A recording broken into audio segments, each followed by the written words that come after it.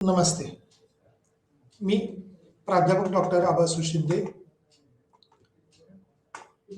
आज आपण Indira Gandhi national open university अंतर्गत प्रिन्सिपल ऑफ मॅक्रो इकॉनॉमिक्स अर्थात समग्र अर्थशास्त्राची तत्वे किंवा समग्र लक्ष अर्थशास्त्र त्या संदर्भात असणारे तत्व प्रणाली याच विषयावरती डिस्कस करणार आहोत.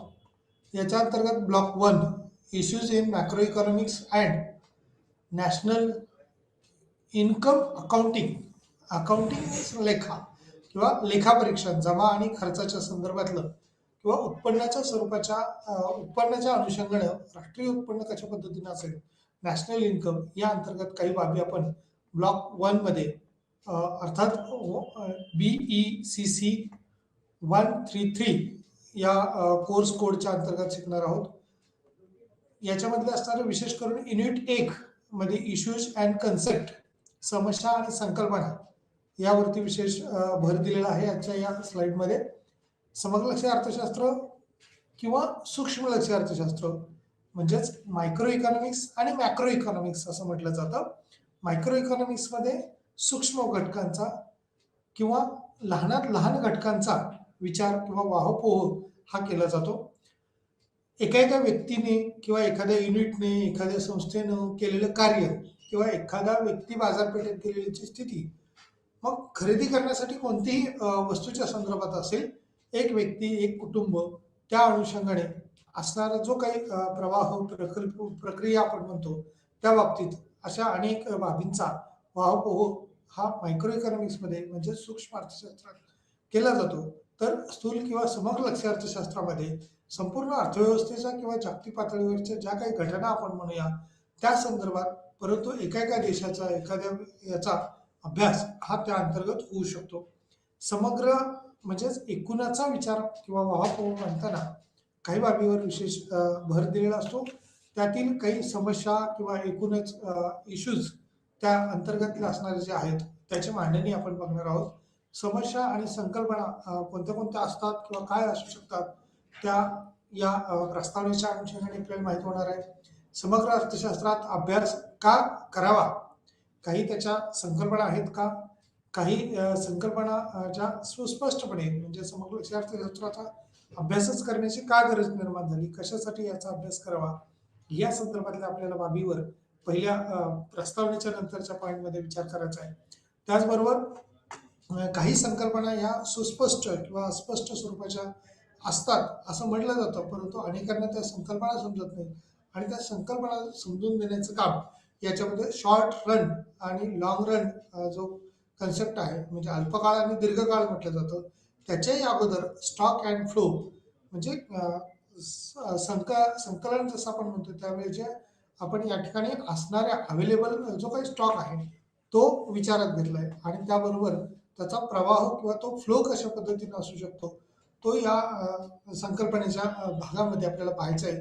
त्यानंतरचा जो सांगितला तो शॉर्ट रन आणि लॉंग रनचा म्हणजे अल्पकालावधीमध्ये आपल्याला मायक्रो इकॉनॉमिक्समध्ये जसं काही घटकं आपण पाहत असतो एका व्यक्तीच्या दृष्टीनं तशा पद्धतीनं 1929 पूर्वी किंवा जागतिक महामंदीच्या पूर्वी आपण ज्या वेळेला पाहतो त्यावेळेला आपल्याला या घटना ज्या आहेत त्या उपयुक्त ठरलेल्या दिसतात. परंतु सध्या आंतरराष्ट्रीय पातळीचा विचार करता वेगवान विकासाच्या दृष्टीने विचार करता दीर्घकाळासाठी हा समाज किंवा देशाचा विचार करता चांगली बाब आहे. परंतु काही गोल्स किंवा काही ध्येय उद्दिष्ट आपले अल्पकाळामध्ये अचीव करण्याच्या दृष्टीने सुद्धा मॅक्रो इकॉनॉमिक्स याचा उपयोग फार महत्त्वाचा ठरू शकतो. शॉर्ट पिरियडमध्ये आपण शॉर्ट रन टाईममध्ये काय करू शकतो आणि त्या कन्सेप्ट ज्या आहेत त्या वेगवेगळ्या कशा पद्धतीच्या आहेत याच्यावर निश्चित फोकस झालेला दिसतो आपल्याला. शॉर्ट रन हा अर्थव्यवस्थेच्या दृष्टीने फार महत्त्वाचा काळ देखील असू शकतो कारण अर्थव्यवस्थेच्या दृष्टीने म्हणजे लॉंग टाईम सोशल आपण म्हणतो समाज हा दीर्घकाळासाठी आहे आणि अल्पकाळासाठी ह्या व्यक्तीच्या दृष्टीनं म्हणजे व्यक्ती किती दिवस राहू शकेल कोणत्याही देशाचं ॲव्हरेज ज्यावेळेला आपण इयर काढतो किंवा आयुर्मर्यादा काढतो लाईफ एक्सपेक्टन्सी काढतो त्यावेळेला ती लाईफ एक्सपेक्टन्सी किती आहे कशा पद्धतीची आहे तर याच्यामध्ये काही बदल हे निश्चितपणे असू शकतात. काही ध्येय हे शॉर्ट रनसाठी असतील, काही लॉंग रनसाठी असतील. ते कशा पद्धतीचे आहेत त्याच्यावरती आपण चर्चा करणार आहोत.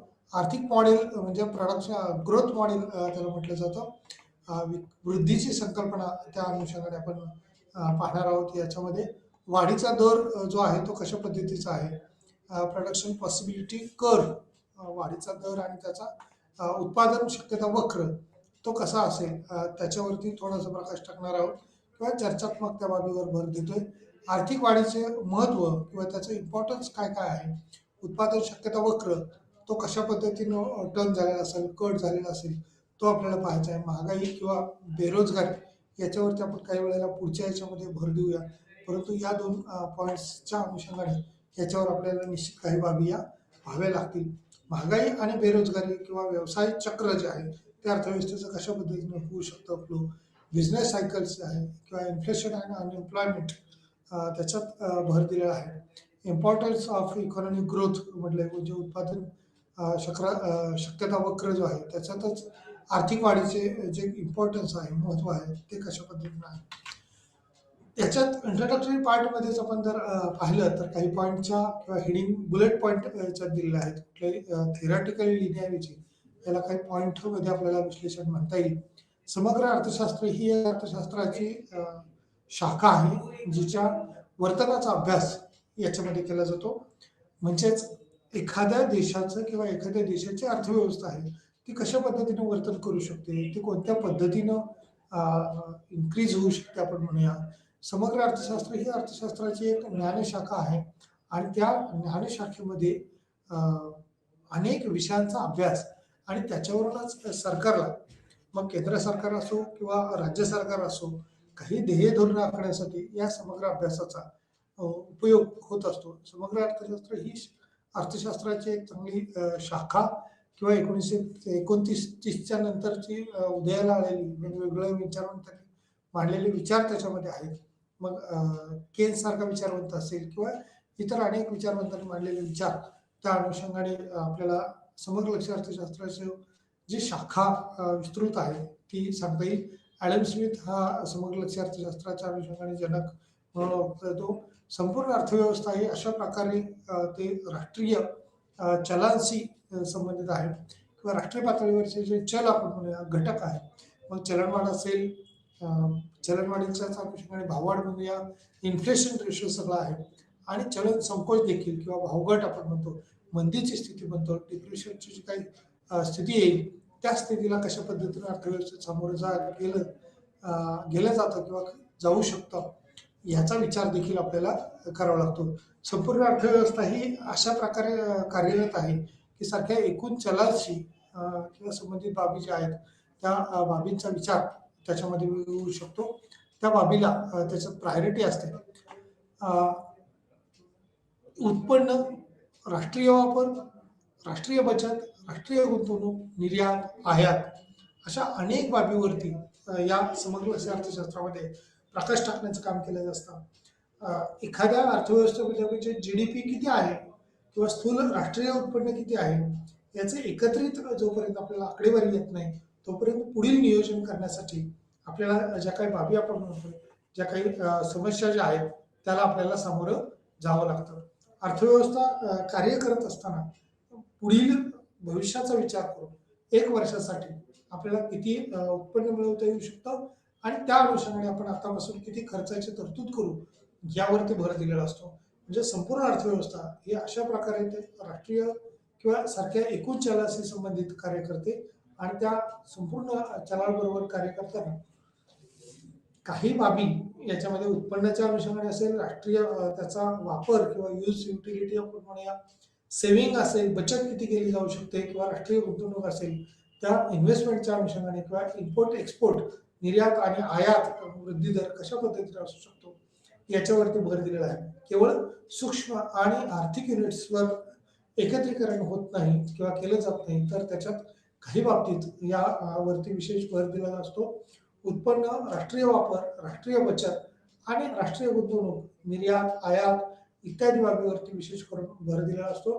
केवळ सूक्ष्म अर्थ किंवा सूक्ष्म आर्थिक युनिट्सवर एकत्रीकरण होत नाही, तर त्याच्यात अनेक बाबीवरती प्रकाश टाकताना किंवा एका एका घटकाचा विचार करून समग्र पातळीवरचे ध्येय धोरण जे आहेत ती यामध्ये सोडवली जातात किंवा त्या अनुषंगाने विचार हा केला जातो.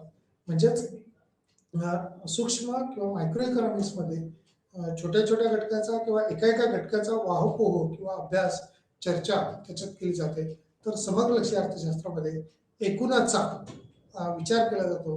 केवळ सूक्ष्म घटकाचाच नव्हे तर एकूणाचा विचार करताना मग सूक्ष्मपर्यंत काय येईल याच्यावर निश्चितपणे विचार होतो. परंतु प्रवाह जो असतो तो एकूणाचा अभ्यासाचा असतो. म्हणजे समजा कोविड पॅन्डेमिकच्या काळात आपण पाहिलं की पंतप्रधानांनी एक पॅकेज जाहीर करून सर्व लोकांपर्यंत शिधापत्रिकेच्या मार्फत गहू आणि तांदूळ स्वस्त दराने उपलब्ध होतील किंवा अगदी मोफत सुद्धा काही काळ देण्याचा प्रयत्न केला. परंतु त्याच्यासाठी एक निकष होता की पिवळं रेशन कार्ड असणं अपेक्षित आहे किंवा रेशन धान्य दुकानातून धान्य घेताना रेशन कार्ड अपेक्षित होतं. मग ज्यांना हे रेशन कार्ड नाही आहे त्यांच्यासाठी काही वितरण प्रणाली वेगळी केली का? तरी हा उपघटकांचा देखील त्याच्यात विचार केला गेला आणि तशा पद्धतीनं संपूर्ण देश पातळीवरती ही यंत्रणा कोविडच्या कालखंडामध्ये खूप मोठ्या प्रमाणावर राबवली. त्याची अंमलबजावणी जी आहे ती झालेली आपल्याला दिसून येते. संपूर्ण अर्थव्यवस्था ही अशा प्रकारे कार्य करत असताना प्रत्येक घटकापर्यंत जाईल का तर याच्यात जाताना काही समस्या दिसतील. म्हणजे उत्पन्न मिळवताना देखील श्रीमंताकडून मिळणारं कर रूपाचं उत्पन्न हे जास्त दिसतं, परंतु गरीब किंवा सर्वसामान्याकडून मिळणारं उत्पन्न हे तितकंसं असेलच असं नाही. संपूर्ण अर्थव्यवस्था ही अशा प्रकारे कार्य करत असते किंवा त्याचं अंमलबजावणी होत असते. उत्पन्न, राष्ट्रीय वापर आणि राष्ट्रीय बचत, राष्ट्रीय गुंतवणूक, निर्यात, आयात इत्यादी अनेक घटकांचा त्याच्यात समावेश होतो. केवळ सूक्ष्म आर्थिक युनिट्सवरच एकत्रीकरण होत नाहीत तर त्याच्यात काही बाबतीत बदल देखील होऊ शकतो. राष्ट्रीय बचत जे आहे किंवा राष्ट्रीय गुंतवणूक, निर्यात, आयातीच्या संदर्भातलं धोरण आहे ते सुद्धा त्याच्यात विचारात घेणं हे तितकंच महत्वाचं असल्याचं आपण दिसून येतो. नक्की समग्र लक्ष्य अर्थशास्त्राचा अभ्यास का करावा असे काही प्रश्न निर्माण होतात. त्यावेळेला जी काही आपण वेगवेगळी शतकं अनुभवली किंवा वेगवेगळे दशकं आपण म्हणतो अनुभवली ते देशाच्या दृष्टीनं त्या कालखंडात हा खूप मोठा किंवा देशाचा अभ्यास करताना आपण पाहतो त्यावेळेला खूप कालावधी 17व्या शतक असेल, 16व्या शतक असेल, आता 20व्या शतक, 21व्या शतक आपण पाहत असताना काही बाबतीत आपल्याला याचा विचार करावा लागतो. कारण जागतिक संकट ज्या वेळेला येतं त्यावेळेला आपल्याला केवळ सूक्ष्म घटक किंवा छोटी छोटी जे नियोजन केलेलं असतं, प्लॅनिंग केलेलं असतं तीच उपयोगी पडतील असं होत नाही. परंतु समग्र पातळीवरती त्याच्यात निश्चितपणे विचार होत असतो. काही बाबतीत आपल्याला ही सूक्ष्म ध्येय धोरणं जी आहेत ती अपुरी वाटतात. म्हणून 20व्या शतकाच्या पूर्वार्धात अर्थशास्त्रज्ञाने अशी कोणती शाखा खरं तर अगोदर नव्हती, परंतु ती नंतर त्याची गरज निर्माण झाली आणि संपूर्ण देश पातळीवरती जसं आपण पाहतो की कोविड पॅन्डेमिकचा काळ असेल आणि या कोविड पॅन्डेमिकमध्ये आपल्याला संपूर्ण देशासाठी काही नियोजन किंवा काही केंद्रीय पातळीवरची जी काही सर्क्युलर आपण पाहत होतो, अहवाल GR जे येत होते तर अशा पद्धतीनं काही निश्चितपणे बंधनं घालणार होतं किंवा त्याच्यातले जे काही समस्या होत्या त्या पाहून ध्येय धोरणं केंद्र सरकारच्या मार्फत म्हणजे या ठिकाणी लॉकडाऊन करावा का न करावा, केंद्राचे काय गाईडलाईन्स असायचे, राज्याचे काय गाईडलाईन्स असायची, स्थानिक पातळीवरती काही निकष दिलेले होते आणि या स्थानिक पातळीवरती घेतलेले निर्णय हे देखील तितकेच महत्त्वाचे ठरत होते. परंतु सूक्ष्म पातळीवरती काही त्रुटी राहण्याची शक्यता असते. त्यामुळे समग्र धोरण जे आहे ते समग्र अर्थशास्त्रात याचा अभ्यास समग्र अर्थशास्त्रात क्रूगमन आहे, वेल्स आहे, मॅक्रो इकॉनॉमिक्सच्या अनुषंगाने त्यांनी काही कन्सेप्ट जे आहेत ते 1933 मध्ये रॅग्नर फ्रिश यांनी तयार केलेलं आहे. 1933 मध्ये रॅग्नर फ्रिशचं पण खूप मोठं खरं तर समग्र लक्ष्य अर्थशास्त्राचं जनक म्हटलं जातं. नंतर या मांडणीमध्ये सैद्धांतिक घडामोडीवर किंवा सिद्धांताच्या अनुषंगाने त्याची मांडणी जी आहे ती खूप मोठ्या प्रमाणावर केलेली आहे.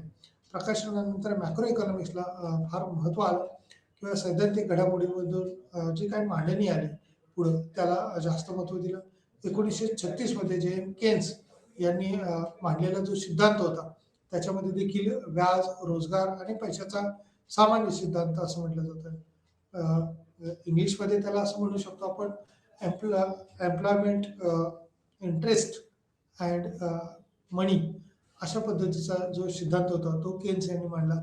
आणि त्याच्यातच प्रिन्सिपल ऑफ इफेक्टिव्ह डिमांड ही कन्सेप्ट देखील मांडली. आणि प्रभावी मागणीचं तत्व या अनुषंगाने फार प्रचलित आहे. अशाच अनुषंगाने आपलं जे काही आत्ताचं युनिट आपण बघतोय त्या युनिटमध्ये हे तत्व किंवा समग्र लक्ष्य अर्थशास्त्राचं तत्व मांडण्याचं काम केलं आहे. म्हणजेच केन्स हा विचारवंत जो आहे तो समग्र लक्ष्य अर्थशास्त्राला आधुनिकतेकडे आणि समग्र पातळीवरचा अभ्यास करणारा एक चांगला विचारवंत, थोर विचारवंत आहे. त्यांनी 1936 मध्ये या सिद्धांताच्या अनुषंगाने देखील मांडणी केलेली आहे. त्याबरोबरच आता याचा अभ्यास जसं करणं महत्त्वाचं आहे तसं त्याच्यातल्या काही संकल्पना ज्या आहेत त्या आपल्याला वेगवेगळ्या संकल्पना आहेत त्या बघायच्या. त्या संकल्पनांमध्ये प्रामुख्याने स्टॉक आणि प्रवाह, बिंदूवर स्टॉक मोजला जातो. उदाहरणार्थ किंवा एखादं ठिकाण असेल त्या ठिकाणी भांडवली साठा असेल तर देशात मशीन, उपकरणे आणि इमारतीचा समावेश आहे. च्या भागात विशेष संदर्भ त्याच्यात दिलेला आहे. म्हणजे एखाद्या ठिकाणी भांडवली साठा असू शकतो, साधन सामग्री म्हणजे उपकरणं आहेत, इमारती आहेत, त्याचा प्रवाह किंवा त्याच्या संदर्भात आपल्याला काही उत्पादनं किंवा त्या अनुषंगाने काही करता येऊ शकतो का ते पाहिलं जातं. बिंदूवर स्टॉक मोजले जातील. याच मेजरमेंटमध्ये किंवा मोजमापामध्ये काही बाबतीत आपल्याला याचा संदर्भ द्यावा लागतो. म्हणजे फ्लो जर व्यवस्थित असेल किंवा प्रवाह त्याचा निर्माण करायचा असेल तर राष्ट्रीय संपत्ती जी पुनरुत्पादक आहे, म्हणजेच मानव निर्मित किंवा त्यात संसाधनाचा समावेश आहे, वस्तू आणि सेवांच्या उत्पादनात मदत केली जाऊ शकते का, त्याच्यात निश्चितपणे वस्तू आणि सेवा, ज्याच्यामध्ये आपण इंग्लिशमध्ये त्याला असं म्हणू शकतो गुड्स अँड सर्व्हिसेस. गुड्स म्हणजे वेगवेगळ्या प्रकारच्या वस्तू असतील, सर्व्हिसेस म्हणजे सेवा असतील. या सेवांमध्ये खरं तर वेगवेगळे प्रकार असू शकतात. गुड्समध्ये आपण वस्तू जी आपल्याला डोळ्यांना दिसते, मग कोणत्याही प्रकारची वस्तू असेल, आहाराच्या दृष्टीने खाण्याची असेल किंवा युजेबल गुड्स आपण म्हणूया, वापर करण्यासारखी वस्तू असेल, यंत्रतंत्र असतील, त्या वस्तूमध्ये येईल. तर सर्व्हिसमध्ये कोणता घटक येईल, सेवामध्ये कोणता घटक येईल. तर उदाहरणासाठी आपण म्हणू शकतो त्याच्यातल्या सेवा ज्या आहेत त्या शिक्षण सेवा आहे, जे आता ज्ञानाचं देवाणघेवाण आपण म्हणूया ते शैक्षणिक क्षेत्र हे सेवा क्षेत्रामध्ये येतं. आरोग्य क्षेत्रामध्ये जी एक्सपर्टीज डॉक्टरांकडे असते, वैद्यकीय क्षेत्रातल्या अधिकाऱ्यांकडे असते, त्या सेवांचा त्याच्यात समावेश केला जातो. त्याचबरोबर इतर काही साधन सामग्री जे आहेत त्या सेवांच्या साठी वापरलेले जे काही घटक आपण म्हणूया, वैद्यकीय क्षेत्रामध्ये आपण आरोग्य विभाग किंवा रुग्णालय आपण म्हणूया, ह्या रुग्णालयाचा त्याच्यात अंतर्भाव केला जातो. बँकेच्या अनुषंगाने म्हणजे बँकेत कुठलीही वस्तू ही उत्पादन होतं का, तर बँकेत कुठलंही उत्पादन होत नाही, परंतु पैशाच्या स्वरूपातील सेवा जी आहे, मग देवाणघेवाण असेल, ठेवी असतील किंवा त्याच्यातला मिळवण्याचा मुदतीच्या अनुषंगाचा भाग असेल तर तो त्याच्यात क्रिएट केला जातो किंवा त्याचा तो विचार केला जातो. आता या अंतर्भाव केलेला असणारा जो काही घटक आहे तो किती आहे, कशा पद्धतीने आहे, त्या सेवा कोणत्या कोणत्या प्रकारच्या असू शकतात. तर जसं आपण वैद्यकीय सेवा म्हणतोय, आरोग्य सेवा म्हणतोय, शैक्षणिक सेवा म्हणतोय, या सेवांचा प्रवाह कशा पद्धतीने असेल, किती असेल, याच्यावर विशेष भर दिलेला असतो. राष्ट्रीय संपत्ती जी पुनरुत्पादक आहे म्हणजेच मानव निर्मित आहे, त्यात संसाधनाचा वापर आहे, म्हणजे मॅनमेड जे काय आपण म्हणतो या साधन सामग्री आहेत त्या देखील साधन सामग्रीचा त्याच्यात समावेश होतो, अंतर्भाव केलेला असतो. या संसाधनाचा समावेश आहे. वस्तू आणि सेवांच्या उत्पादनात मदत केलेली असते किंवा काही बाबतीत अनेक विचार विनिमय त्याच्यात असतात. स्टॉक आणि प्रवाह जो आहे तो बिंदूवर स्टॉक मोजला जातो. उत्पादनार्थ किंवा चा भांडवली साठा हा देशात किती आहे, कशा पद्धतीने आहे, त्याची उपकरणं कशी आहेत, याच्यावरती देखील हा स्टॉक किंवा एखाद्याची प्रोडक्शन कॅपॅसिटी जास्त असते आणि त्याच्यामुळे स्टॉक पण क्रिएट जास्त होतो, परंतु तो सप्लाय पण फास्ट होऊ शकतो. जसं महाराष्ट्रामध्ये एखादं उत्पादन आपण पाहतो किंवा देशामधलं एखादं उत्पादन असेल, टाटांकडचं असेल, रिलायन्सकडचं असेल, बिर्लांकडचं असेल, अंबानींकडचं असतील, हे वेगवेगळे जे उद्योजक आहेत त्यांच्याकडे होणारं उत्पादन, त्यांच्याकडे असणारा स्टॉक, साखर कारखान्याच्या दृष्टीनं ज्यावेळेला आपण साखर उद्योग म्हणून पाहतो त्यावेळेला महाराष्ट्राकडं सहकारी साखर कारखान्याचा खूप मोठा उद्योग असणारा दिसून येतो, साखर उद्योग. तशाच पद्धतीने कापड उद्योग देखील आहे. मोठ्या उद्योगाचा अभ्यास जो आहे तो केल्यानंतर त्याच्या साठीची ध्येयधोरणं समग्र पातळीवर ठरवले जातात. कारण अर्थव्यवस्थेमध्ये बाजारपेठेमध्ये येणारे जे काही माल आहे तो किती येऊ शकतो त्याच्यानुसार समग्र पातळीवरती इम्पोर्ट एक्सपोर्टच्या परमिशन्स ह्या दिलेल्या असतात. एक्सपोर्ट जेवढा जास्त होईल तेवढा आपल्याला त्याचा अर्थव्यवस्थेला फायदा होऊ शकतो. बिंदूवर विशिष्ट प्रकारे त्याचे मोजमाप जे आहे ती वाढवलं जाऊ शकतं. भांडवली साठा जो आहे तो देशात मशीन उपकरणे आणि इमारतीचा समावेश त्या अंतर्गतच केला जातो. राष्ट्रीय संपत्ती जी पुनरुत्पादक आहे म्हणजेच मानवनिर्मित आहे त्यात संसाधनांचा समावेश आहे. वस्तू आणि सेवांच्या उत्पादनात मदत होत असते किंवा घेतली जात असते. राष्ट्रीय संपत्ती जी उत्पादक पुनरुत्पादक आहे म्हणजेच मानवनिर्मित आहे त्यात संसाधनाचा किंवा साधन सामग्री आहेत नैसर्गिक मॅनमेड रिसोर्सेस असतील किंवा नॅचरल रिसोर्स आपण म्हणूया निसर्ग निर्मित काही घटक आहेत त्याच्यावर देखील आपल्याला भर द्यावा लागतो किंवा तसा तो विचार आपल्याला करावा लागतो. आता या अल्पकाळ आणि दीर्घकाळ म्हणजे शॉर्ट रन आणि लॉंग रनचा विचार करताना शॉर्ट रन मध्ये कोणत्या कोणत्या बाबी येऊ शकतात आणि लॉंग रन मध्ये कुठल्या बाबी येऊ शकतात. तर या लॉंग रन आणि शॉर्ट रन मध्ये निश्चितपणे काही बाबतीत फरक दिसून येतो. अल्पकाळ म्हणजे किती अल्पकाळ तर अगदी एक महिना असेल एक दिवस असेल किंवा एक तास असेल परंतु याच्यासाठी एका एका तासासाठी काही अर्थव्यवस्थेत ध्येय धोरण बनवली जात नाही. परंतु अल्पकाळाचा विचार करता ॲग्रिकल्चर रिलेटेड जर विचार केला तर तो किंवा बँकिंग रिलेटेड जेव्हा लोनचा विचार करतो आपण त्यावेळेला अल्पकाळात म्हणजे विशिष्ट कालखंडात आपल्याला विचारात घ्यावा लागतो. मग तो अगदी 12 ते 15 किंवा 12 महिन्यापर्यंतचा किंवा 15 महिन्यापर्यंतचा काळ 1 ते 6 वर्षापर्यंतचा काळ हा अल्पकाळ म्हणून विचारात घेतला जातो. त्याचबरोबर मध्यम कालावधी ज्यावेळेला आपण म्हणतो किंवा लोन घेत असताना बरेच शेतकरी जे आहेत ते अल्पकालीन लोन म्हणतात दीर्घकालीन लोन म्हणतात बरोबर. असे हे कालावधी अल्पकाळ म्हणजे किती तर विशिष्ट प्रकारचे आपण 1 वर्षाचा कालावधी सुद्धा म्हणू शकतो. व्यक्तीसाठी किंवा समाजासाठी ज्यावेळेला विचार करतो त्यावेळेला व्यक्तीचा कदाचित 50 वर्षाचा काळ हा सुद्धा अल्प असू शकतो. या देशाच्या दृष्टीने ज्यावेळेला विचार करतो समाजात त्यावेळेला समाजाला 100 वर्ष सुद्धा अल्प वाटतं. कारण समाज हा चिरकाळ चालणारा असतो. म्हणजे या कालखंडात एवढं घडून आलं. ब्रिटिशांनी भारतावरती 150 वर्ष राज्य केलं. हा खूप मोठा कालावधी झाला खरं तर. पण व्यक्तीच्या दृष्टीने ज्यावेळेला आपण विचार करतो त्यावेळेला त्याच्यात 50-50 वर्षाच्या 3 पिढ्या किंवा आपण स्वतंत्रोत्तर कालखंडाच्या वेळेला 51ला जनगणना केली आणि त्यावेळेला लक्षात आलं की आपल्या आयुर्मर्यादा किंवा त्याच्या अनुषंगाने आकडेवारी करताना 32 वर्ष ही सरासरी मानण्यात होती. परंतु आपण 50 वर्ष जरी पकडली तरी 3 पिढ्या त्याच्यातल्या गेलेल्या दिसतात. म्हणजेच 150 वर्ष किंवा 50 वर्ष असतील तर त्याच्यातून एका जनरेशनकडून दुसऱ्या जनरेशनकडून त्याचा विचार करावा लागेल. त्याच्यामुळं शॉर्ट रन आणि लॉंग रन हा कालावधी निश्चित किती वर्षाचा असेल असं त्या ठिकाणी क्लिअरली टायटल सांगता येत नाही. परंतु सूक्ष्म अर्थशास्त्रात अल्प कालावधीत उत्पादनाचे जे काही घटक असतात त्याच्यावरती जास्त भर दिला नव्हता. परंतु दीर्घ कालावधीमध्ये त्याच्यावरती भर होता तो सूक्ष्म अर्थशास्त्रात होता. परंतु समग्र अशा अर्थशास्त्रात जसं कोविड पॅन्डेमिकमुळं संपूर्ण देशासाठी अल्प कालावधीत आपल्याला रिकव्हरी कोविडकडून आपल्याला रिकव्हरी आवश्यक होती.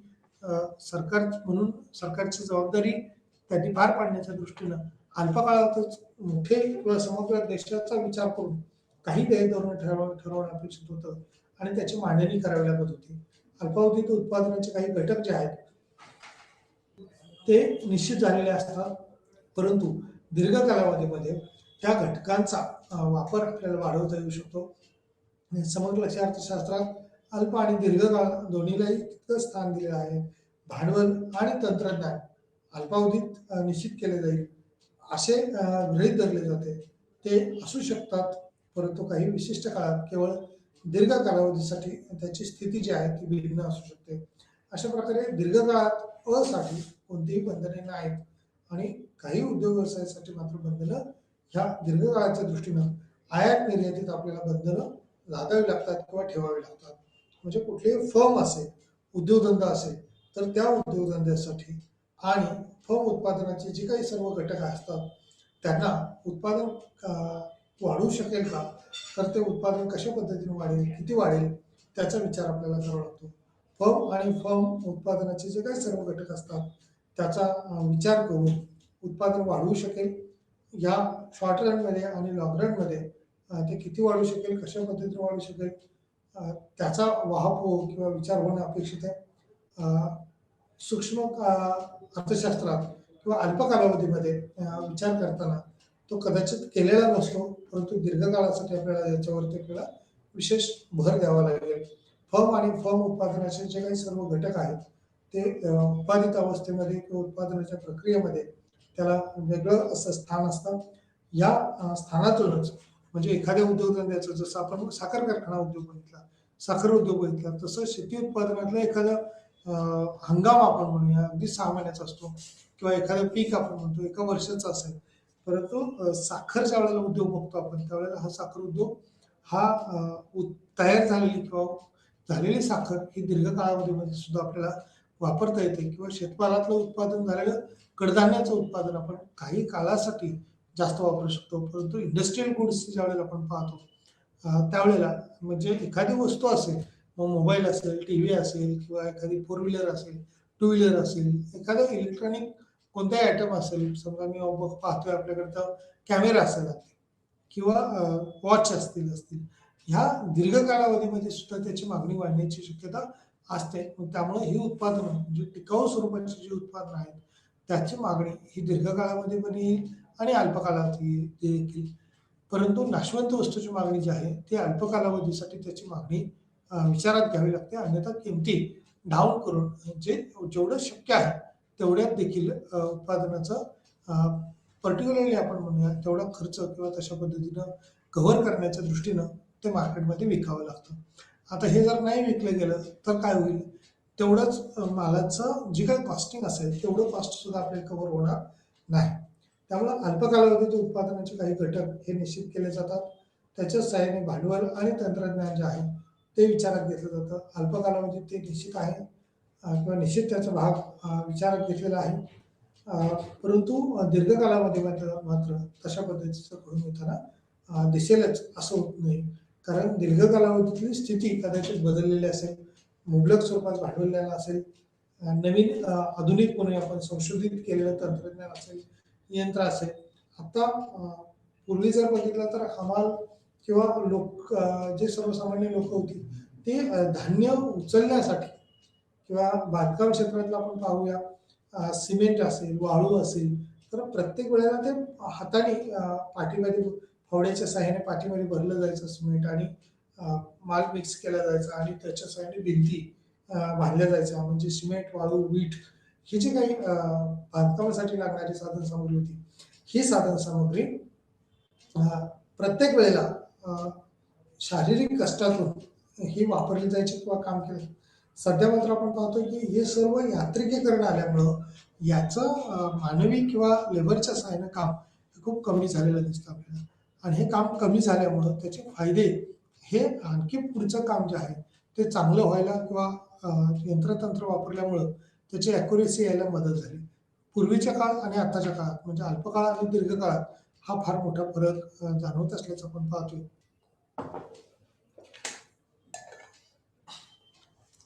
अल्पावधीत जी उत्पादनं आपल्याला करता येणं शक्य नसतं ती दीर्घ कालावधीमध्ये आपल्याला उत्पादनं घेणं शक्य असू शकतं.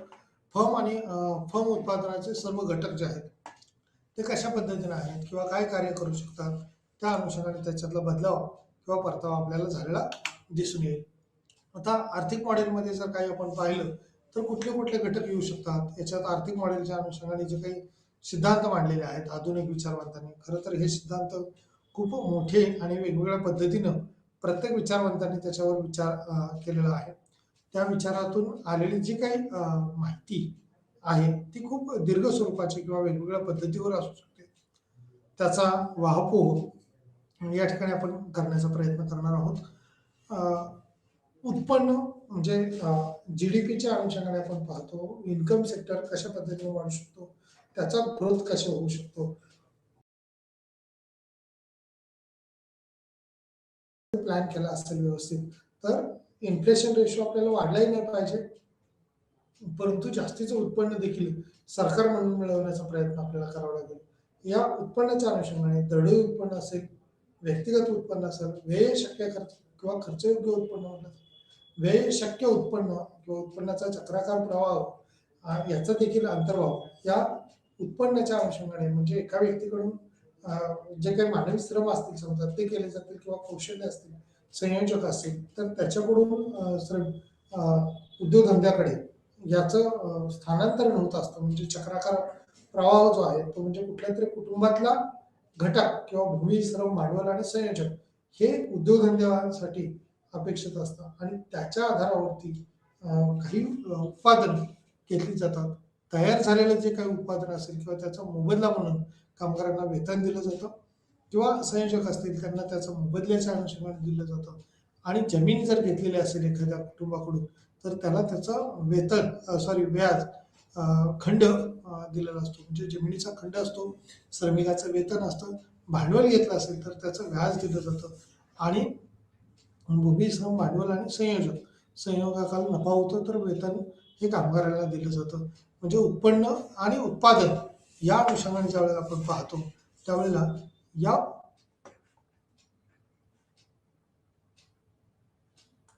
या उत्पादनाच्या अनुषंगाने कोणता भाग कशा पद्धतीचा असू शकतो तो विचारात घ्यावा लागतो. म्हणजे उत्पन्न जसं वाढेल किंवा ज्याच्यात बदल होऊ शकतो त्या कशा पद्धतीने उत्पन्न बदलेल तर या घटकावरचा असणारा जो काही खर्च असेल म्हणजे अर्थव्यवस्थेच्या दृष्टीनं लोकांनी सतत नवीन वस्तूची खरेदी करणं किंवा जास्तीच्या खरेद्या करत राहणं हे अर्थव्यवस्थेच्या दृष्टीनं अपेक्षित असतं.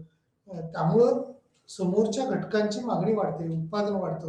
आत्ता आपण सध्या पाहतोय की मोबाईल हा 10 वर्षापूर्वी किंवा 20 वर्षापूर्वी जर पाहिलं तर 20 वर्षापूर्वी अगदीच कुणाकडे तरी किंवा क्वचित होतं. त्यानंतरच्या कालखंडात आपण पाहतो की अगदी नंतर 5 वर्षांनी वेगवेगळी मॉडेल आले. नंतर 5 वर्षाच्या नंतर म्हणजे 20 वर्षात आपण पाहतोय पहिल्या 5 वर्षात काही विशेष मोबाईलमध्ये प्रगती झाली नाही. त्या नंतरच्या 5 वर्षात जास्त प्रगती झाली. म्हणजे 2000च्या नंतर आपण आत्तापर्यंत जर पाहिलं तर आत्ता शेवटचा टप्पा असा दिसून येतो आपल्याला की दर 6 महिन्याला नवीन मॉडेल मार्केटमध्ये येते की काय. म्हणजे या ज्या म्हणजे ज्या कंपन्या आहेत त्याच कंपन्यांची पण नवीन आवृत्ती, नवीन ॲडिशन, त्याच्यात नवीन काही फंक्शन्स जे आहेत ते आता ॲड व्हायला लागलेले आहेत. म्हणजे याच्यात उत्पन्न असेल, उत्पादन असेल, खर्च असेल, गुंतवणूक असेल, बचत असेल, हे सगळंच असे पॉईंट येणार आहेत. तसं उत्पन्नाच्या अनुषंगानं उत्पन्न नवीन मिळवण्याच्या दृष्टीनं इथं सातत्याने डिमांड अँड सप्लाय आपण म्हणूया. एका बाजूला पुरवठा असेल, एका बाजूला मागणी असेल, ती सतत वाढणं अपेक्षित असते. तरच त्याचं उत्पन्न हे ग्रोथ होऊ शकतं, वाढू शकतं असं आपल्याला इथं प्रकर्षाने जाणवतंय किंवा दिसून येते. या उत्पन्न वाढीच्या अनुषंगाने किती वाढ होऊ शकते तर त्या देशाची अर्थव्यवस्था ही प्रत्येक वर्षी ही सर्वोच्च पातळीवरती पोहोचण्याचा प्रयत्न उत्पन्नाच्या अनुषंगाने केलेला असतो. म्हणजे उत्पन्न चांगलं वाढलं तरच अर्थव्यवस्थेत तो खर्च चांगल्या पद्धतीने करता येऊ शकतो. या उत्पन्नाची ग्रोथ जर नाही झाली, याच्यात वाढ जर नाही झाली उत्पन्नामध्ये तर अर्थव्यवस्था आपली स्थिर स्थितीला येईल. कोविड पॅन्डेमिकच्या कालखंडाचा आपण विचार समग्र अर्थशास्त्रात फार प्रभावीपणे करतो. कारण समग्र पातळीवरती देश पातळीवरती कोणत्या तरी देशामध्ये एखादी साथ येते काय आणि सगळं जग बंद पाडण्याचा प्रयत्न त्यामुळे होऊ शकतो. अशी अवस्था देखील आपल्याला या उत्पन्नाच्या पातळीमध्ये किंवा अवस्थांमध्ये दिसून येतो. उत्पादन, खर्च, त्यातला असणारा गुंतवणूक. आता हे उत्पन्न वाढलं समजा तर किती उत्पन्न वाढू शकतं तर हा प्रत्येक देशाचा तो ज्याचा त्याचा किंवा त्या देशातली स्थिती. मग अल्प उत्पन्न असणारे देश आहेत, मध्यम उत्पन्न देश आहे किंवा मोठे उत्पन्न असणारे देश याच्यामध्ये देखील लोकसंख्येची वर्गवारी त्या कालखंडात उत्पन्नाच्या क्रायटेरियानुसार आपण लोकांची विभागणी करू शकतो. कारण मोठे शेतकरी जे असतात किंवा मोठे उत्पादक जे असतात त्यांच्यामुळं मोठे मागणी या अर्थव्यवस्थेला निर्माण होणारी असते. उत्पन्न जास्त आहे म्हणजेच त्यांची मागणी जास्त आहे, मागणी जास्त आहे म्हणजेच त्यांची गुंतवणूक आणि या अनुषंगाने तेवढीच वाढ होणं किंवा तेवढंच पुश करणं हे गरजेचं असतं. अल्प उत्पन्न अल्प उत्पन्न गटात असणारे जे काही समग्र पातळीवरचे देश म्हणतो तर त्या देशाकडं गरीब गरजू असणारे देश म्हणून पाहिलं जातं. कारण या गरीब देशांमुळं असणारी जी काही स्थिती आपण म्हणूया ती एका प्रकारे की त्यांच्याकडे त्या साधनसामुग्री नसतात, वस्तूंची उत्पादनं नसतात आणि या उत्पादनाच्या अनुषंगाने मागणी किती येईल हे सांगता येत नाही. म्हणूनच उत्पन्न हा भाग फार महत्त्वाचा मानला जातो. उत्पादनाच्या अनुषंगाने जर आपण विचार करताना उत्पादन म्हणजेच आता वेगवेगळ्या प्रकारचे उत्पादन समग्र पातळीवरती ज्या वेळेला आपण उत्पादन विचारात घेतो त्यावेळेला अर्थव्यवस्थेमध्ये असणारी जी काही स्थिती आहे त्यामध्ये आता सध्या आपण जर महाराष्ट्राचा विचार केला किंवा देशाचा विचार केला तर काही फ्रूट स्टॉलकडं काही उत्पादन ही अगदी नव्याने नव्याने मार्केटमध्ये यायला लागलेली दिसतात आणि त्याची मागणी देखील प्रचंड वाढते. म्हणजेच एका बाजूला आपण पाहतोय की महाराष्ट्रामध्ये जर पाहिलं किंवा भारतात पाहिलं तर मोठ्या प्रमाणात केळी उत्पादन आणि केळीची मागणी ही सर्वसामान्य कुटुंबासाठी जशी गरजेची आहे तशी श्रीमंताला देखील केळी हे फ्रूट जे आहे त्याचं उत्पादन झालेलं दिसतं. मका, गहू, ज्वारी, बाजरी याचं उत्पादन आहे. ॲग्रिकल्चर रिलेटेड जसे आहेत तसे इंडस्ट्रियल रिलेटेड देखील वेगवेगळ्या टू व्हीलर्स असतील, फोर व्हीलर्स असतील याची प्रोडक्शन जे आहे ती क्षमता वाढती आहे किंवा त्या दृष्टीनं आर्थिक सिद्धांत किंवा त्याचे काही मॉडेल्स हे वेगवेगळ्या विचारवंतांनी मांडलेले आहेत. म्हणजे उत्पन्नाच्या अनुषंगाने कशी ग्रोथ होऊ शकते केन्सने मांडलेलं आहे. उत्पादनाच्या प्रोडक्शन देखील त्याच्यात कसं होऊ शकतं ते विचारात घेतलेलं आहे. म्हणजेच अर्थव्यवस्थेच्या दृष्टीनं उत्पादन किती होऊ शकतं, किती एक्सपोर्ट करता येऊ शकतं किंवा एखादं उत्पादन झालं नाही आपल्याला पुरेशा प्रमाणात इलेक्ट्रॉनिक वस्तूच्या बाबतीत आपण पाहतो की आपल्याला अनेक वेळा चायनाकडून आपल्याला काही वस्तू आयात कराव्या लागतात. जपानकडून टेक्नॉलॉजीच्या स्वरूपातले जे काही आधुनिक यंत्रतंत्र आपण म्हणतो ते जपानीजकडून आपण आयात करतो आणि ह्या आयातीच्या आणि निर्यातीच्या अनुषंगाने उत्पन्न, उत्पादन, खर्च या उत्पादन प्रवाहामध्ये किती बदल होऊ शकतो किंवा कशा पद्धतीने हे उत्पादन वाढू शकतं तर निश्चितपणे त्या त्या अर्थव्यवस्थेतली समग्र पातळीवरची जर गुंतवणूक वाढवली, भागभांडवल जर वाढलेलं असेल तर गुंतवणुकीच्या अनुषंगानं उत्पादनामध्ये निश्चित ग्रोथ झालेली दिसते, वाढ झालेली दिसते आणि त्या पद्धतीने मग एक्सपेंडिचर होऊ शकतो का, खर्च होऊ शकतो का या बाजूने देखील आपल्याला विचार करावा लागतो. उत्पादन, खर्च आणि गुंतवणूक या खर्चामध्ये खर्च कशाला म्हणायचं हा पण भाग फार महत्त्वाचा आहे. कारण यंत्रसामुग्री खरेदी करण्यासाठी वन टाईम असेल, त्याची काही जी मागणी असेल त्या अनुषंगाने जर आपण खर्च करत राहिलो तर त्याला खर्च नाही म्हणत आहे. कारण यंत्रसामुग्री खरेदी केल्यामुळं ती खरं गुंतवणूक झालेली असते. म्हणजे एखादी फोर व्हीलर मी खरेदी केली आणि माझ्या वैयक्तिक कामांसाठी वापरत असेल तर माझा चारचाकी गाडीवरती खर्च झाला. परंतु तीच गाडी जर मी उद्या रेंटनं कुठेतरी देत असेल, ड्रायव्हर ठेवून त्याच्यासाठी कामं देत असेल तर त्या गाडीतून मला उत्पन्न मिळणार आहे. म्हणजे इन्कम जनरेट होणारा सोर्सेस आहे. म्हणून त्याला त्या अनुषंगाने आपण इन्व्हेस्टमेंट म्हणू शकतो किंवा ती एक माझी गुंतवणूक झाल्याचे दिसून येईल. या गुंतवणुकीतून किती बदल होऊ शकतो किंवा कशा पद्धतीने त्याची वाढ होऊ शकते तर तो अभ्यासणं किंवा त्याच्या बाबतीत आपल्याला माहिती असणं अपेक्षित आहे. बचत किंवा सेव्हिंग जे आहे ते आपल्याला करणं अपेक्षित विचारात घेतलं जातं. बचतीच्या अनुषंगानं काही बाबतीत आपल्याला ही अल्पकाळात किंवा सूक्ष्म पातळीवरती बचत ही फायदेशीर असते. परंतु समग्र पातळीवरती सर्वांनी बचत करणं हे तोट्याचं किंवा हानिकारक आपण म्हणूया असतं. त्यामुळे ही बचत करणं हा दुर्गुण आहे आणि या बचतीतून फारसा फायदा समग्र पातळीवरती होत नाही. कारण सर्वांनी जर बचत केली तर उत्पन्न जे काही कंपन्यांना असेल, उद्योगधंद्यांना असेल ते मिळणार नाही आणि ते उत्पन्न जर जनरेट नाही झालं म्हणजे तयार झालेल्या उत्पादनाला बचत लोक करत असल्यामुळे मागणी येणार नाही. कारण भांडवली प्रवाह जो आहे, चक्राकार प्रवाह जो आपण मगाशी तो चक्राकार प्रवाह त्या ठिकाणी थांबेल आणि आर्थिक मॉडेल ही जी काही मांडणी त्यांनी केलेली आहे वेगवेगळ्या सिद्धांत रूपाने तर त्या बचतीच्या दृष्टीनं सेव्हिंग असणं अपेक्षित आहे. परंतु किती असणं अपेक्षित आहे सेव्हिंग याला मर्यादा आहेत किंवा त्या दृष्टीने विचार करावा लागतो. गुंतवणूक, बचत या अनुषंगानं त्याची मर्यादा जी आहे ती किती असेल या बाबतीत विचाराधीन आहे किंवा विचार करावा लागतो. ही बचत जी आहे ती जर निश्चितपणे झाली, फायदेशीर झाली तर ते आपल्याला म्हणजे काही प्रमाणात आपण म्हणूया समग्र पातळीवर देखील बचतीची गरज आहे. कारण गुंतवणूक त्यामुळे वाढू शकते, भांडवल वाढेल, भांडवल बचतीमुळे भांडवल निर्मिती होईल, भांडवलामुळं गुंतवणूक निर्मिती होईल आणि या गुंतवणुकीचा फायदा हा अर्थव्यवस्थेच्या दृष्टीनं उत्पादन वाढायला किंवा रोजगार वाढीच्या दृष्टीनं चांगला होऊ शकतो. बचतीत आपण म्हणूया की ही बचत जी आहे ती किती प्रमाणात असणं किंवा सर्वांनी बचत करणं हा समग्र अर्थशास्त्राच्या दृष्टीनं दुर्गुण आहे. याच्यात आणखी बारकावे सांगता येईल. भूमी, श्रम, भांडवल आणि संयोजक या चारही घटकाला मिळणारे मोबदले जे आहेत ते सर्वांनी जर बचत केली आणि बाजारपेठेतल्या वस्तूची मागणी जर थांबली तर काय होईल, यांचं उत्पादन कमी करावे लागते. आणि कोणतेही उत्पादन कमी केलं तर भूमी, श्रम, भांडवल आणि संयोजक याची मागणी कमी होईल. याची मागणी कमी झाली म्हणजे त्याच्यातली गुंतवणूक कमी होईल. गुंतवणूक कमी झाली म्हणजेच लोकांची बचत कमी होईल. बचत कमी झाली म्हणजेच भांडवल साठा उपलब्ध होणार नाही. आणि भांडवल उपलब्ध नाही म्हणून कोणतेही उत्पादन घेतलं जाणार नाही. आणि उत्पादन न घेतल्यामुळं अनेक बाबतीत उत्पादनाचे जे कोण चार घटक आपण म्हणतोय ते चारही घटक याची मागणी कमी होईल.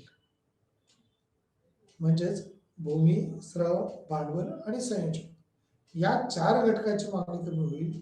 म्हणजेच त्यांना बेकारी किंवा बेरोजगारीला सामोरं जावं लागेल. जमिनीची मागणी कोणी केलीच नाही तर त्याच्यातून भांडवल उपलब्ध होणार नाही किंवा पैसे मिळणार नाही. संयोजकाची मागणी महत्वाची आहे, लेबरची मागणी महत्वाची आहे. भांडवलातून व्याज मिळत असतं, व्याज क्रिएटच होणार नाही, त्यामुळं गुंतवणूक करण्याच्या दृष्टीने तिथं फायदे मिळणार नाही. म्हणजे या भांडवलाच्या अनुषंगाने किंवा त्याची क्षमता जी आहे त्या अनुषंगाने बचत, गुंतवणूक आणि या निर्यातीच्या दृष्टीने हा पॉईंट मांडलाय. तो एक्सपोर्ट किती करू शकतो किंवा किती निर्यात होऊ शकते या बाबतीत सुद्धा विचार करावा लागतो. समग्र पातळीवरची ही मॉडेल जे वेगवेगळे आहेत त्या पॉईंट्सच्या अनुषंगाने मॉडेल हे वेगवेगळ्या विचारवंतांनी मांडलेले आहेत. आणि या प्रत्येक मॉडेल हे वेगवेगळ्या विचारवंतांनी जसं मांडले तसं एकच पॉईंट किंवा खर्चाची संकल्पना या अनेक विचारवंतांनी वेगवेगळ्या पद्धतीने देखील मांडलेली दिसून येते. उत्पन्न, उत्पादन आणि खर्च, गुंतवणूक खर्च असेल, बचत असेल किंवा त्या अनुषंगाने निर्यात असेल ते कशा पद्धतीनं केली जाऊ शकते किंवा निर्यातीला प्रोत्साहन देण्यासाठी ज्या बाबी आहेत त्या विचारात घेतलेल्या आहेत. आर्थिक मॉडेल जे आहे ते उत्पन्न किंवा उत्पादनाच्या अनुषंगाने त्याचा भाग फार महत्त्वाचा आहे. खर्चाच्या अनुषंगाने सुद्धा काही बाबींची चर्चा केली आपण. त्यानंतर वाढीचा दर जो आहे तो हा एक पॉईंट आहे की त्याच्यावर आपण विचार करू शकतो. वाढीचा दर जो आहे तो किती असावा, दैनंदिन व्यवहारात वाढीचा दर हा वारंवार वापरला जातो. या ग्रोथ होणं किंवा वृद्धी होणं अर्थव्यवस्थेच्या दृष्टीने हे फायदेशीर आहे. म्हणजे दैनंदिन व्यवहारात वाढीचा दर हा असावा, पण तो ऍक्च्युली किती असावा, म्हणजे कितीनं वाढ होणं अपेक्षित आहे. अनेक वेळेला व्यक्ती म्हणून एखाद्या व्यक्तीला प्रचंड वाढ व्हावी असं वाटतं, परंतु प्रचंड वाढ होताना त्याला प्रचंड या शब्दाचा अर्थ यायला पाहिजे. दैनंदिन व्यवहारात काहीतरी वाढ असणं गरजेचं आहे.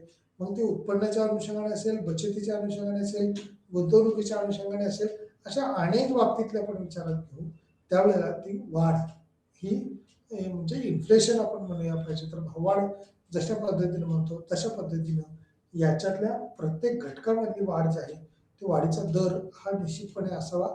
काही टप्प्यावर या उद्योगधंद्यांची असेल किंवा व्यवसायाची असेल वाढ होती का तरच समग्र पातळीवरचे फायदे आपल्याला दिसून येणार आहेत. अर्थव्यवस्थेमध्ये असणारी जी काय आर्थिक बाबी आहेत त्या आर्थिक बाबीवर आपल्याला विचार मंथन हे होणं अपेक्षित असतं. दैनंदिन व्यवहारात वाढीचा दर वापरताना महागाईचा दर किंवा वेतनावर ज्या काही कामगार असतात, सरकारी नोकर असतात, त्यांना दैनंदिन व्यवहारात वाढीचा दर विचारात घ्यावा लागतो. संबंधित त्याच्यातले जे काही घटक आहेत, ज्या बाबी आहेत त्या कशा वाढतील तर साधारणपणे एक 10% भाववाढ 10% इन्फ्लेशन रेशो हा प्रत्येक व्यवसाय क्षेत्र असेल किंवा वर्कर्स असतील, कामगार असतील तर त्या अनुषंगाने त्यांचा विचार त्याच्यात घेतला जाऊ शकतो. दैनंदिन व्यवहारात वाढीचा दर जो आहे तो वापरला जातो. याचा संबंध हा अनेक बाबतीत येतो असतो. वर्षभरात समजा एखाद्या घटकाचा विचार करताना तो दैनंदिन व्यवहारात वाढीचा दर जसं 10% म्हणतो तसं संबंधित त्याचा काही भाग जो आहे तो देखील याच्यात येतो. वर्षभरात माझा पगार ज्या दराने वाढला किंवा मला मिळणारे व्याजदर हे माझी बचत आणि चलनवाढीचा दर ज्याचा माझ्या क्रय शक्तीवर परिणाम होतो. म्हणजे वर्षभरात माझा पगार ज्या दराने वाढला जाईल किंवा मला मिळणारे व्याजदर जे आहे ते कशा पद्धतीने असेल, किती असेल त्याचा विचार आणि वाहपोह याच्यामध्ये निश्चितपणे होत असणारा दिसून येतो.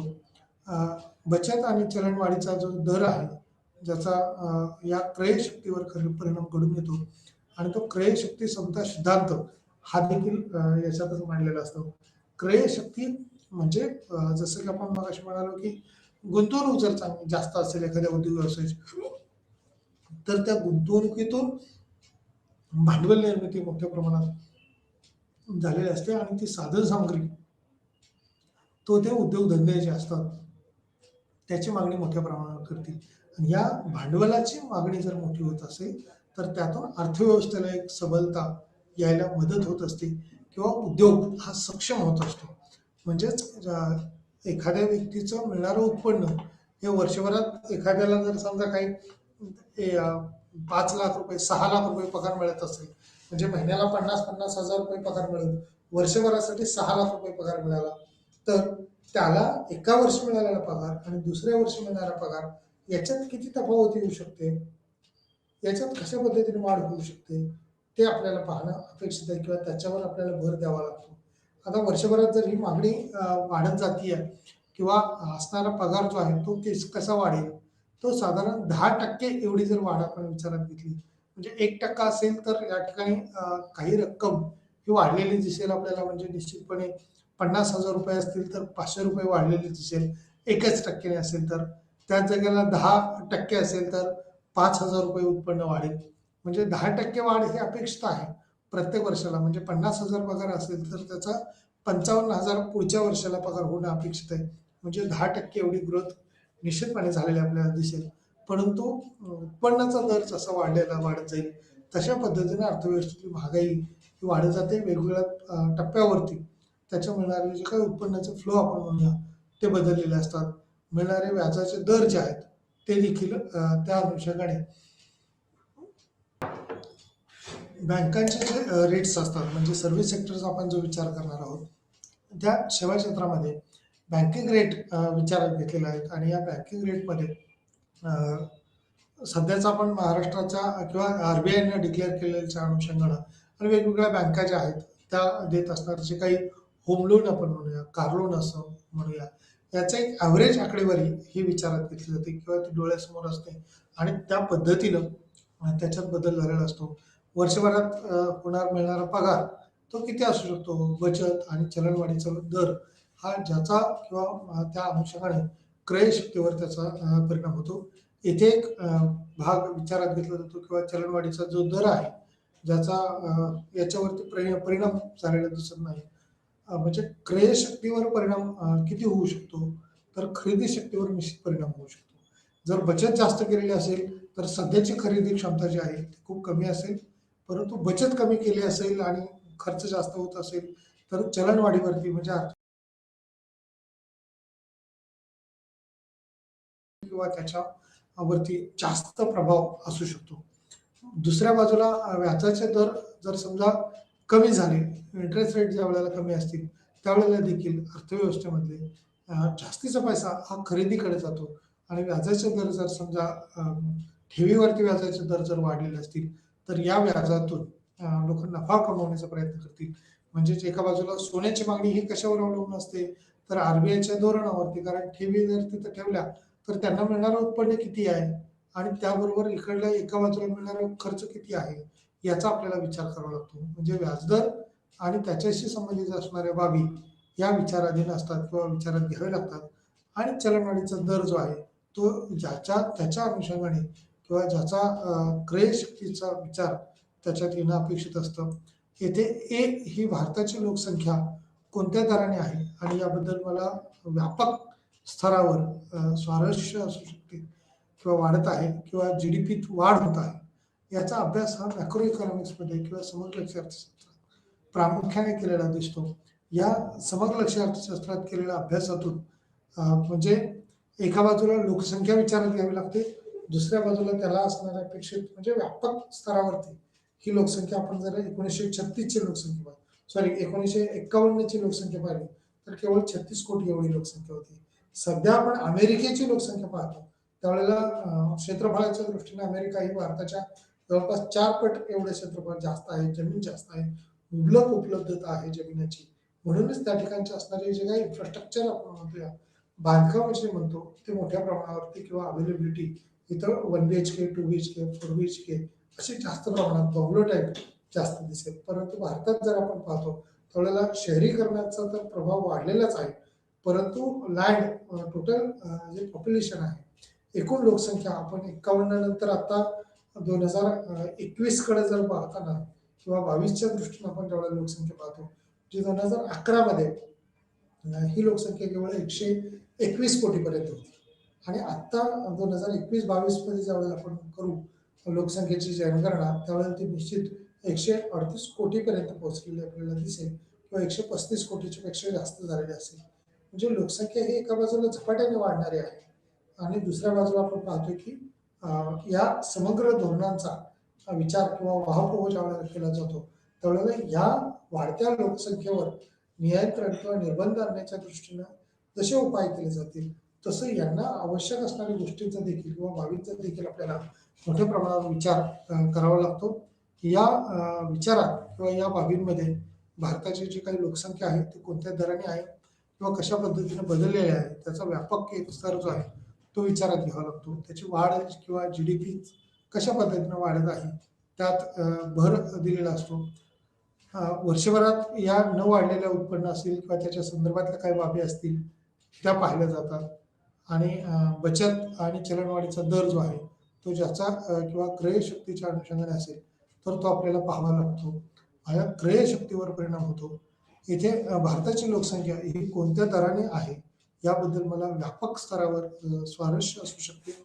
वाढत आहे किंवा GDP वाढत आहे त्यात देखील भर दिलेला असतो किंवा वर्षभरात पगार किती झाला, कशा पद्धतीने झाला, हे जसं 10 पॉईंट किंवा काही पर्सेंटेजने आपण म्हणूया इन्क्रीज झालेलं असतं तशा पद्धतीनं बँकांचे व्याजदर देखील ठेवीवरचे व्याजदर वाढतात. तसेच वेगवेगळे घेतलेले लोन्स असतात, कर्ज असतात त्याच्यावरचे दर देखील वाढत असतात किंवा बदलत असतात आणि या बदललेल्या व्याजदरामुळं वाढलेल्या स्थितीमुळं बचत आणि चलनवाढीचा दर जो आहे तो ज्याचा त्याचा हा वेगवेगळा असू शकतो. त्याच्यामुळं जर समजा असं झालं की क्रयशक्ती हा खरं तर अजून वेगळ्या अँगलनी पण आपल्याला विचार करता येऊ शकतो. वाढीचा दर किंवा भाववाढीचा दर म्हटलं जातं आणि अर्थव्यवस्थेमध्ये हे जे काही चलनवाढ घडून येते, भाववाढ घडून येते, तर ही भाववाढ ही कशा पद्धतीची असू शकते तर क्रयशक्तीवर परिणाम करणारा आणखी घटक म्हणजे उच्च उत्पन्न गटात किंवा उत्पन्न जे मिळवणारे असतात नोकरदार वर्ग म्हणूया आपण, तर त्या नोकरदार वर्गावरती असणारा टॅक्स हा वेगवेगळ्या प्रकारचा असू शकतो.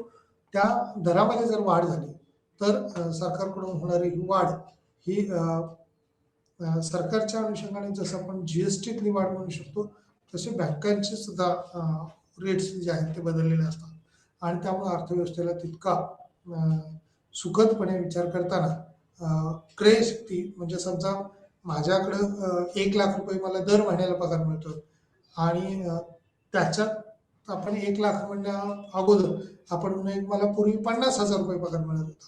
आता मला 50,000 मिळत होतं पगार त्यावेळेला वर्षाकाठी माझे 6,000 रुपये 6 लाख रुपये उत्पन्न होत होतं.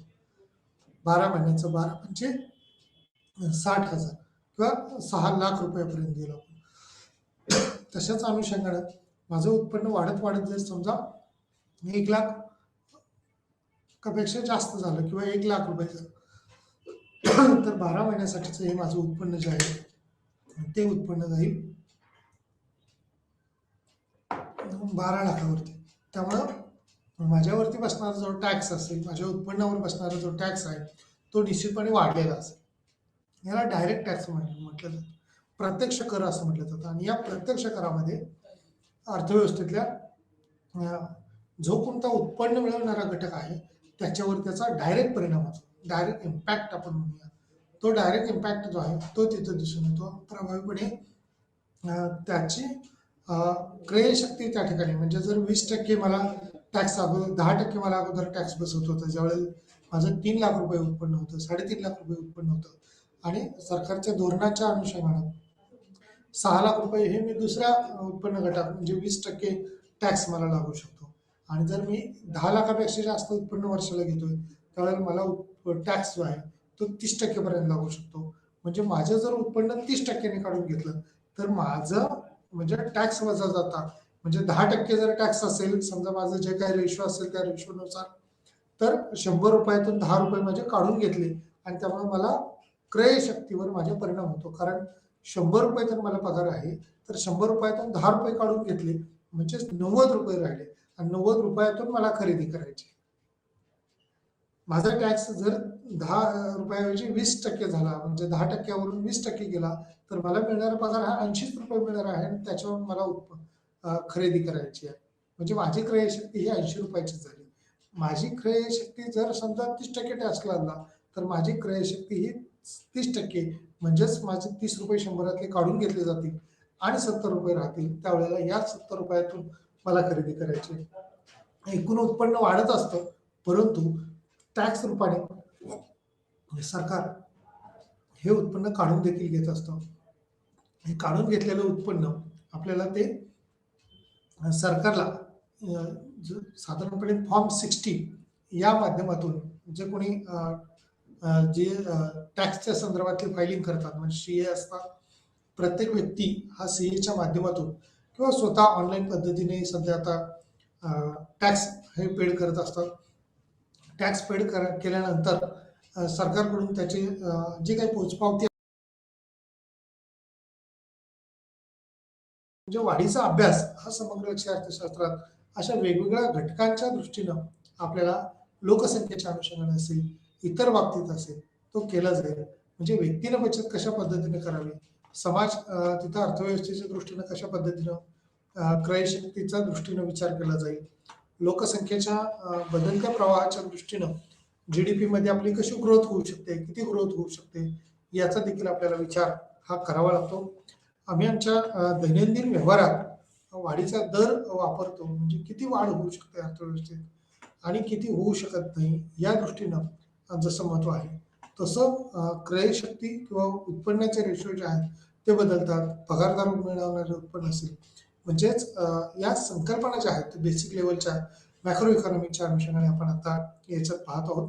आणि हे पाहताना याच्या पुढचा जो टप्पा आपला मेन विचाराधीन असतो किंवा विचारात आपण घेणार आहोत, तो आहे या युनिटमध्ये सांगितलेला, तो म्हणजे इन्फ्लेशन रेशो कसा वाढेल, उत्पादन शक्यता वक्र कसा आहे, वाढीचा दर आपण पाहिलाच, आर्थिक वाढीचे जे काही मॉडेल्स आहेत वेगवेगळे ते बघितले, शॉर्ट रन लॉंग रन पाहिला, स्टॉक प्रवाह पाहिला आणि उत्पादन शक्यता वक्र तो कशा पद्धतीने टर्न होऊ शकतो, आर्थिक वाढीचं महत्व, इम्पॉर्टन्स काय आहे, महागाई कशा पद्धतीने आहे आणि बेरोजगारी होईल. त्याचबरोबर ह्या व्यवसाय चक्र याच्यावरती सुद्धा आपल्याला चांगला प्रकाश हा टाकायचा आहे. या अनुषंगाने अल्पकाळ, दीर्घकाळ आणि वाढीचा दर हे सर्व आपण पाहिलेलं आहे.